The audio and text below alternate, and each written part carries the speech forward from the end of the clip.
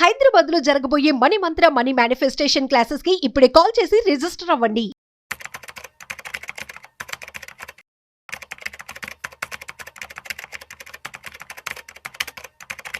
నమస్తే రమా. నమస్తే రాధా. రమా, నువ్వే నీ ఎక్స్పీరియన్స్ లోనే నువ్వు చాలా మందిని చూసింటావు.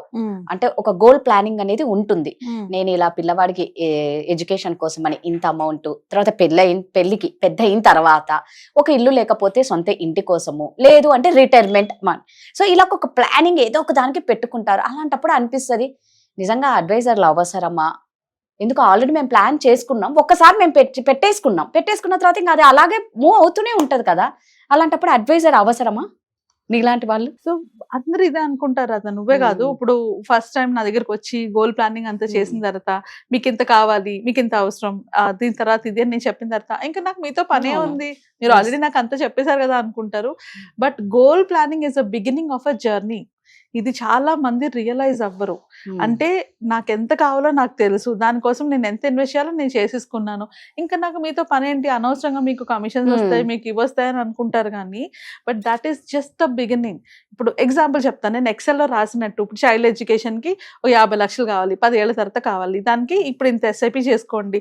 అలానే మీ రిటైర్మెంట్కి ఒక 2 కోట్లు కావాలి, దానికి 20 ఏళ్ళు ఉందో 30 ఏళ్ళు ఉంది, దానికి ఇంత ఇన్వెస్ట్ చేసుకోండి. అండ్ ఇలా మ్యారేజ్కో 50 లక్షలు, ఇట్లా నేను మొత్తం ప్లానింగ్ మొత్తం మీకు ఇచ్చినా కూడా, అది ఇచ్చేసి ఎక్కడ ఇన్వెస్ట్ చేయాలో నేను చెప్పినా కూడా ఒక అడ్వైజర్తో అవసరం మనకు ఉంటుంది. ఎందుకంటే ఆ జర్నీ అంటే మనం పేపర్లో ఎక్సెల్లో రాసుకున్నట్టు కాదు గోల్ ప్లానింగ్.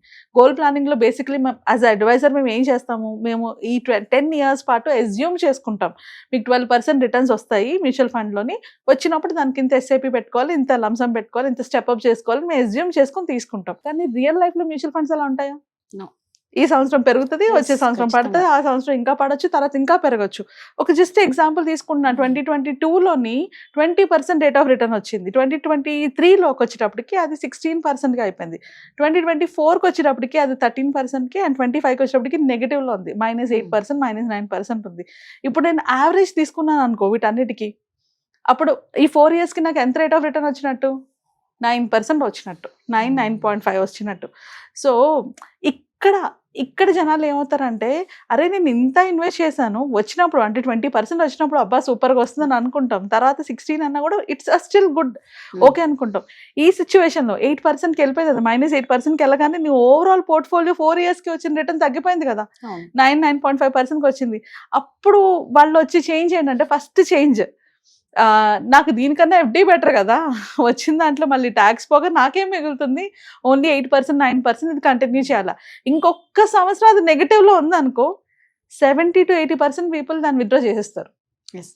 ఎందుకు అంటే మార్కెట్లో పెరిగినప్పుడు అందరికీ అది బాగానే కనబడుతుంది, అంటే ఓకే పెరుగుతుంది, నాకు మంచి రిటర్న్స్ వచ్చాయని అనుకుంటారు. ఎప్పుడైతే మార్కెట్ పడుతుందో, ఒకటి నీ పోర్ట్ఫోలియో రెడ్ కలర్లో కనిపిస్తుంది, నీ పోర్ట్ఫోలియోలో అన్ని లాసెస్లో చూపిస్తూ ఉంటుంది, దానితో నీ చుట్టూ ఉన్న వాళ్ళు భయపెట్టే వాళ్ళు 100 మంది ఉంటారు. నాకు ఇంత లాస్ వచ్చింది, నాకు అంత లాస్ వచ్చింది, మ్యూచువల్ ఫండ్స్ అంతా లాస్, వీళ్ళు అలాగే చెప్తారు. ఇలాంటివన్నీ విని నెక్స్ట్ ఏం చేస్తారు, ఇంకొక సంవత్సరం అది నెగిటివ్లో కనిపించగానే ఫస్ట్ ఎగ్జిట్ అయిపోతారు. బట్ ఇక్కడ థింగ్ ఏంటి అంటే, ఆ గోల్కి ఇంకా ఎన్ని సంవత్సరాలు ఉన్నది, అంతే కదా. ఇప్పుడు నేను ఒక చైల్డ్ ఎడ్యుకేషన్కి 10 years అనుకున్నాను, 3 yearsలో అది నెగిటివ్ ఉందంటే నేను 10th yearలో కావాల్సిన దానికి ఇప్పుడు ఎందుకు విత్డ్రా చేయాలి? ఇది ఎవరు ఆలోచించరు. ఇప్పుడు మనం బయట నా స్టాటిస్టిక్స్ చూసినా కూడా ఎక్కువ మనకి విత్డ్రా చేసేసేది డైరెక్ట్ ఫండ్స్లో పెట్టుకున్న వాళ్ళే. ఎందుకు అంటే వాళ్ళకి అక్కడ గైడెన్స్ లేదు. స్టార్టింగ్ పాయింట్ నేను ఇస్తే చాలా, నీకు ఎంత కావాలో ఎండింగ్ అమౌంట్ ఎంత కావాలో నీకు చెప్తే చాలా, రోడ్ మ్యాప్ కూడా ఉండాలి కదా. అంతే కదా, నాకు రూట్ అంటే నేను ఎక్కడికి వెళ్ళాలో నాకు తెలుసు, నేను ఎక్కడున్నా ఎలా వెళ్ళాలో తెలియదు కదా, ఎలా వెళ్ళాలో అన్నది కదా చాలా ఇంపార్టెంట్. ఇదే కదా చాలా మందికి తెలీదు. ఇప్పుడు నేను అక్కడ గైడెన్స్ ఇవ్వలేదు అనుకో, అక్కడ మీకు గైడెన్స్ వద్దనుకుంటే ఏం చేస్తారు, పడతారు, లేస్తారు, ఇటు వెళ్తారు, అటు వెళ్తారు, రాంగ్ ఇన్వెస్ట్మెంట్ చేసుకుంటారు. ఫైనల్లీ మీరు రీచ్ అవ్వాల్సిన దానికి, ఆ రీచ్ అయ్యే టైంకి అది అంత రీచ్ అవ్వకపోవచ్చు, ఇంకా తక్కువే రీచ్ అవ్వచ్చు, లేదా మొత్తం కోల్పోవచ్చు, లేదా ప్రాపర్ గా ప్లాన్ చేసుకున్నందుకు అంత పర్ఫెక్ట్ గా అయితే మీరు ఆ అమౌంట్ రీచ్ కూడా అవ్వచ్చు. కానీ ఈ జర్నీలో మీకు ఒక సపోర్ట్ కావాలి, ఒక గైడెన్స్ కావాలి, ఒక రోడ్ మ్యాప్ కావాలి. ఒకవేళ నేను ఇటు అటు అయితే ఏం చేయాలి అంతే. ఇప్పుడు నేను అక్కడ పడ్డాను, నేను లెగిచి వెళ్ళడానికి నాకు ఒక సపోర్ట్ ఉంటేనే కదా నేను వెళ్ళగలుగుతాను next. So this is where an adviser comes in. Goal planning is a first step, అంతే. బట్ అడ్వైజర్ తో journey is a life long relationship. మీ గోల్స్ అన్ని మీకు రీచ్ అయ్యే వరకు వాళ్ళు మీతో తోడు ఉండాలి. And that is where they earn the commissions. అందరికీ అనిపిస్తుంది అంటే యూట్యూబ్ లో చూపిస్తారనమాట, ఒక 1 year కి వాళ్ళకి ఇంత కమిషన్ వెళ్ళిపోతుంది, 10 years కి ఇంత వెళ్ళిపోతుంది. ఇమాజిన్ వాళ్ళు 20 ఏళ్ళకి ఎన్ని కోట్లు మీ దగ్గర నుంచి తీసుకుంటున్నారు అని.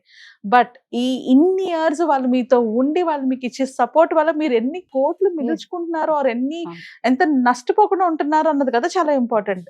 అండ్ గోల్ ప్లానింగ్ వచ్చేటప్పటికి నెక్స్ట్ అండ్ మోస్ట్ ఇంపార్టెంట్ ఏంటంటే రీబ్యాలెన్సింగ్ చేయకపోవడం. ఇది చాలా మందికి తెలీదు. నేను పెట్టుకున్నాను, ఫర్ ఎగ్జాంపుల్ ఇప్పుడు నేను నా ఎడ్యుకేషన్ కోసం 50 లక్షల కోసం నేను పెట్టాను 10 ఏళ్ళకి. కరెక్ట్ గా 7th year లో 8th year లో రిసెషన్ వచ్చింది. నేను ఆల్మోస్ట్ 50 లక్షలు కావాలనుకున్నాను 10 years కి. నాకు అది ఒక 55-60 lakhs వెళ్ళింది. కానీ అప్పుడే రిసెషన్ వచ్చింది. రిసెషన్ వస్తే ఏమైంది, మొత్తం పడిపోయింది. ఇప్పుడు వాళ్ళకి ఏం చేయాలో తెలీదు. ఇప్పుడు నేను విత్డ్రా చేయాలా, ఉన్నదైనా కాపాడుకోవాలా లేదా, క్లారిటీ ఉండదు. వై? బికాస్ వాళ్ళకి ఎగ్జిట్ ప్లాన్ లేదు. ఆ ఎగ్జిట్ ప్లాన్ ఎలా వస్తుంది? ఎందుకంటే నువ్వు ఓన్ గా చేసుకునేటప్పుడు ఎగ్జిట్ ప్లాన్ ఎలా తెలుస్తుంది? సో దిస్ ఈజ్ వేర్ ఒక అడ్వైజర్ హెల్ప్ చేస్తారు. నేను ఒకరికి అంటే ఎక్స్ప్లెయిన్ చేయాలి, మీరే చేసుకోవాలి అంటే ఎలా చేసుకోవాలని ఎక్స్ప్లెయిన్ చేయాలంటే సింపుల్ పాయింట్స్ లో చెప్తాను. మేము ఎప్పుడు గోల్ మ్యాపింగ్ చేసేటప్పుడు ఎగ్జాంపుల్ అడుగుతున్నాను, 0 to 2 years లో మ్యూచువల్ ఫండ్స్ పెట్టమంటామా ఎప్పుడైనా? No, right? ఎందుకు? మ్యూచువల్ ఫండ్స్ రిస్క్ అంటాం. సో ఎవరికైనా గోల్ ఒక 3 goals ఉన్నాయి అనుకుందాం. ఒకటి 0 నుంచి 2 years, ఇంకొకటి 2 నుంచి 4 years, ఇంకొకటి 5+ years ఉన్న గోల్స్ ఉంటాయి. సో నాకు 0 to 2 years ఉన్నప్పుడు నేను ఎందులో పెట్టుకుంటాను? FDs లో పెట్టుకుంటాను, లేదా లిక్విడ్ ఫండ్స్ లో పెట్టుకుంటాను, లేదా డెట్ ఫండ్స్ లో పెట్టుకుంటా. 2 నుంచి 4 years ఉన్నప్పుడు అప్పుడు కొంత నేను డెట్ ఫండ్స్ లో పెట్టుకుంటాను, కొంచెం హైబ్రిడ్ ఫండ్స్ లో పెట్టుకుంటా. 5+ ఉన్నప్పుడు కొంత నేను హైబ్రిడ్ ఫండ్స్ లో పెట్టుకుంటా, కొంత ఈక్విటీలో పెట్టుకుంటా. ఇప్పుడు 2 ఏళ్ళ తర్వాత ఏం జరుగుతుంది? నా ఫస్ట్ గోల్ రీచ్ అయిపోతాను. ఇప్పుడు రెండో గోల్ కి ఇంకా ఎన్ని సంవత్సరాలు ఉంది గ్యాప్? 2 to 4 years లో 2 years అయిపోయిందంటే ఇంకెన్ని ఇయర్స్? 2 years.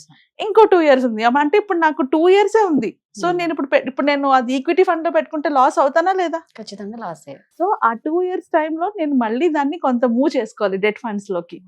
ఇలా రీబ్యాలెన్సింగ్ చేస్తూ ఉండాలి. ఇప్పుడు 5 years గోల్ ఏదైతే ఉందో దానికి 3 years ఉంటది. సో నేను అప్పుడు ఈక్విటీలో పెట్టుకుంటే నేను లాస్ అవుతానా? సో ఆ 3 years కి తగిన ఫండ్స్ లోకి మూవ్ చేసుకోవాలి. ఇవన్నీ ఎవరికి అర్థం కాదు. It's a long process, it's a life long process. అంటే మీరు ఆ గోల్ రీచ్ అయ్యే వరకు కూడా ఎవరైనా మీకు తోడు ఉంటేనే దాన్ని ప్రాపర్ గా రీచ్ అవ్వగలరు. అండ్ ఈ ప్రాసెస్ లోని మీకు టాక్సెస్ పే చేసుకోవాలి. అండ్ మధ్యలో ఏమైనా అవసరాలు వస్తే ఫస్ట్ ఎవరైనా అడ్వైజర్ లేని వాళ్ళు ఫస్ట్ ఏం చేస్తారు తెలుసా? మ్యూచువల్ ఫండ్స్ తీసుకెళ్ళి అమ్మేస్తారు. బట్ ఒక అడ్వైజర్ ఉన్నప్పుడు మ్యూచువల్ ఫండ్స్ అమ్మకుండా కూడా వాళ్ళకి మిగతా దాన్ని ఎలా ప్లాన్ చేసుకోవాలో హెల్ప్ చేయగలుగుతారు. అంటే మ్యూచువల్ ఫండ్స్ మీద లోన్స్ తీసుకోవచ్చు, మీకు ఎప్పుడు అవసరం అయితే అప్పుడు మళ్ళీ రీపే చేసుకోవచ్చు. మీకు లోన్ 10% ఉంటుంది, మీకు గ్రో అయ్యేది 12% గ్రో అవుతుంది. సో ఆ క్యాలిక్యులేషన్ వాళ్ళు మీకు ఇచ్చి, దట్ ఈస్ ద ధైర్యం కదా. ఇప్పుడు నేను ఏ టార్చ్ ఎందుకు చీకట్లో వెళ్ళేటప్పుడు కావాలి? వెలుగు కోసం మనకు కనిపించాలి కదా దారి. అది ఆ టార్చే మీ లైఫ్ లోనే ఒక అడ్వైజర్ అవుతారు. So goal planning is not just అదొక్కటి వచ్చేస్తే చాలదు. వాళ్ళకి కావాల్సింది త్రూ అవుట్ ద జర్నీ ఒక సపోర్ట్, ఒక భరోసా. అండ్ ఎక్కడైనా ప్రాబ్లం వస్తే పర్వాలేదు, నాకు అడ్వైజర్ ఉన్నారు, వాళ్ళు హెల్ప్ చేస్తారు, వాళ్ళు చూసుకుంటారని ఒక ధైర్యం. This is where an adviser comes in. నువ్వు అన్నట్టు ఏంటంటే ఓన్లీ ఒక్క అడుగు ముందుకేస్తాం గోల్ ప్లానింగ్ లో, అంతే. అది ఎలా పోవాలి అనేది అంతా మీ చేతిలోనే ఉంటుంది. కరెక్ట్. సో నిజంగా అందుకే ప్రతి దానికి ఒక అడ్వైజర్ అవసరం అని అంటూ ఉంటారు. సో మీకు కూడా ఇలాంటి సందేహాలు ఏమన్నా ఉంటే ఖచ్చితంగా రమను కాంటాక్ట్ అవ్వండి. మంచి అడ్వైజర్ మీకు బోల్డ్ అన్ని మీ డౌట్స్ ని క్లియర్ చేస్తారు. థ్యాంక్ యూ రమ్మ. Thank you.